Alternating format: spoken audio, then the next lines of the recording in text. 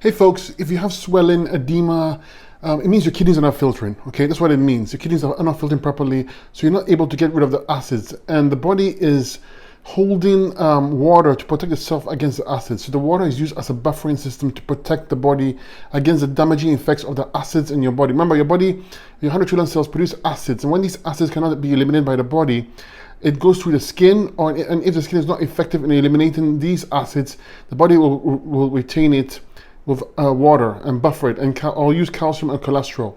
So to fix it, you need to go on 100% fruits. You need to go on a diet that alkalizes the body, and that gets the kidney filtered. And you want to do that with fruits and fruit juices, okay? Fruits will get the cells hydrated, will get the lymphatic system moving, which removes those acids. It will also help the kidneys to filter as well. And when the kidneys filter, you're going to get relief, and you're going to get greater health.